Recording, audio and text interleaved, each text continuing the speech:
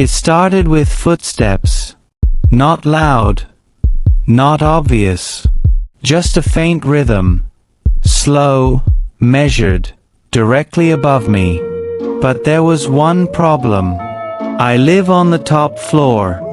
There's nothing above my apartment. At least, there shouldn't be. I'd moved into the building 2 months earlier. A quiet, 6-story complex near the edge of the city. Old, but comfortable.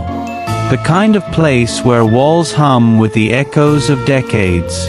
Every night, I'd sit by the window with a cup of tea, scrolling my phone until sleep finally pulled me in.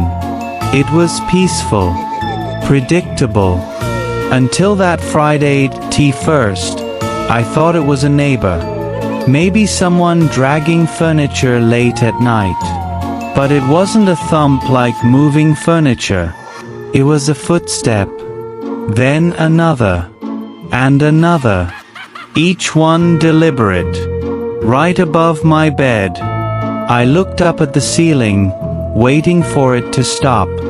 It didn't. The sound went from one end of my ceiling to the other, then stopped directly over me. Silence. I told myself it was nothing. Maybe pipes, maybe heating ducts. But something about the rhythm. It felt human. The next morning, I went straight to the building manager, Mr. Caldwell. He was an older man with a permanent frown and a ring of keys that looked older than him. I told him about the footsteps. He looked at me for a long moment before speaking. I frowned. Could someone have access to the roof? He shook his head. Locked 24/7. Only maintenance. And I haven't been up there in weeks. I tried to laugh it off, but his eyes, they didn't look convinced. That night, I tried not to think about it. But the moment the clock hit midnight, it started again. Thump, thump, thump. Pacing. Slow. Heavy. And this time, I heard a whisper.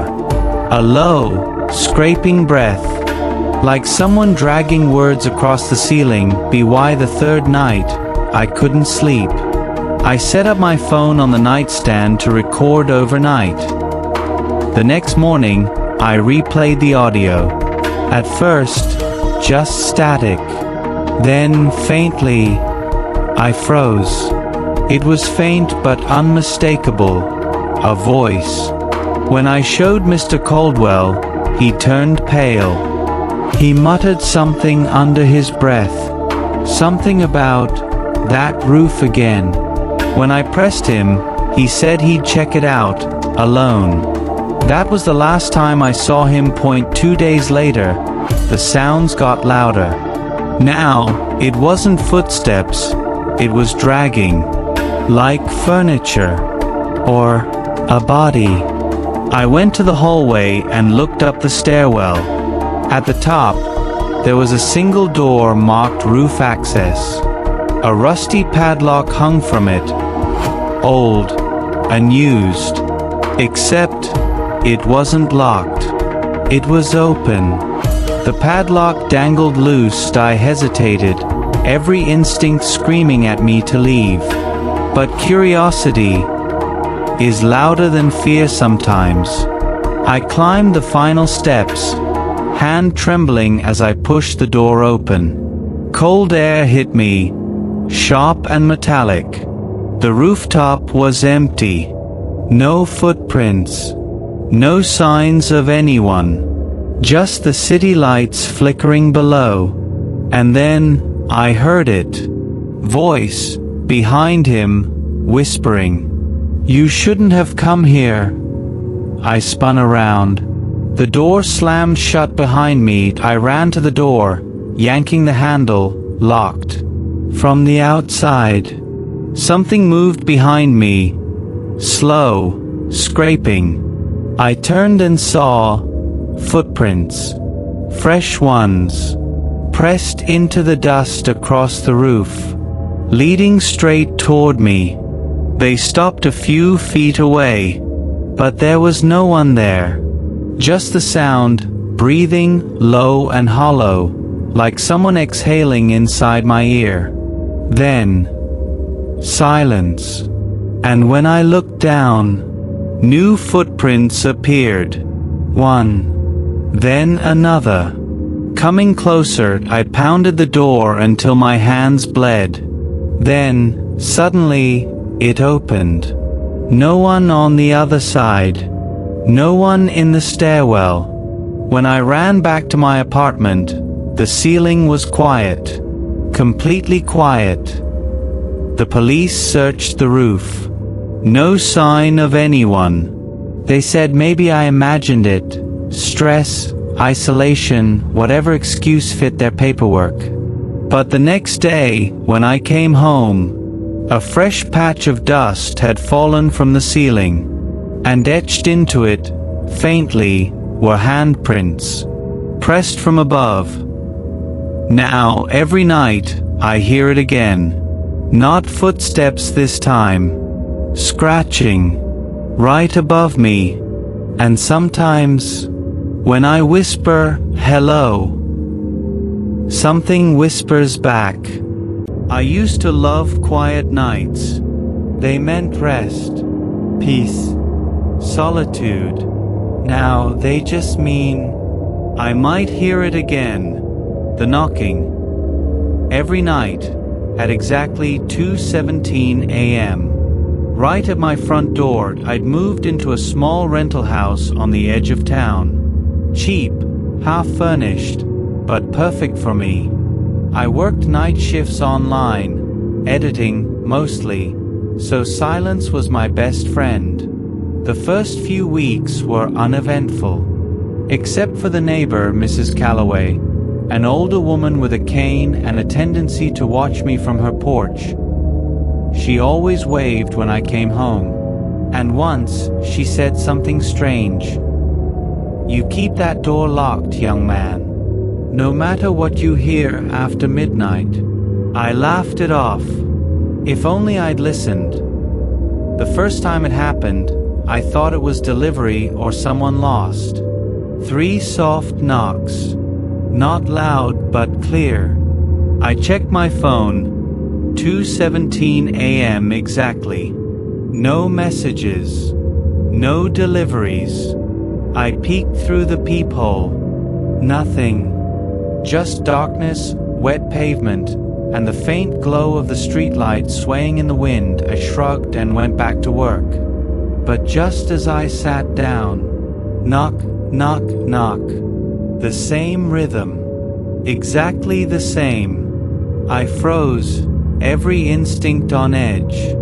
Still no one outside. When I opened the door, nothing.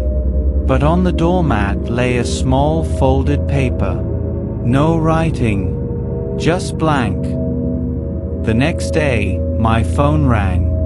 Unknown number. "Did you open it?" My heart skipped. "Open what?" I asked. The line went dead. That night, the knocking returned. 2:17 a.m. sharp. I ignored it, put in earbuds, turned the volume up, but halfway through the track, the music stopped. My phone screen flickered. Text message. "Please don't ignore me."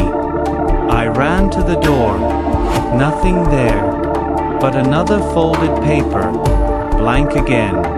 When I held it under the lamp, faint letters appeared in the moisture. One word. Look. The next morning, I went to see Mrs. Calloway. Her door was slightly open. The smell hit me first. Old wood, dust, and something metallic. Inside, her house was empty. Furniture covered in sheets, like no one had lived there for years. But I'd seen her yesterday. I knew I had.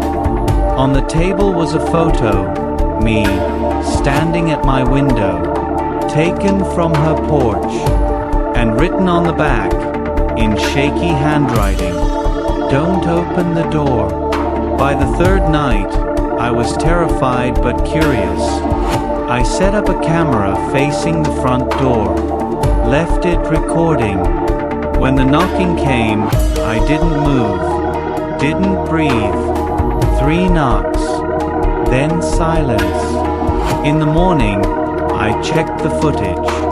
At 2:17 a.m., the door handle turned. Slowly.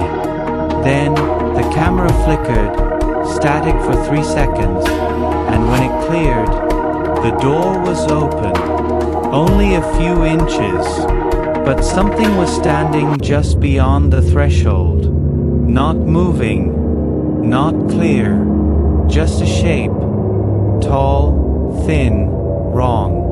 And when the camera zoomed slightly from the autofocus, the shape turned its head toward the lens.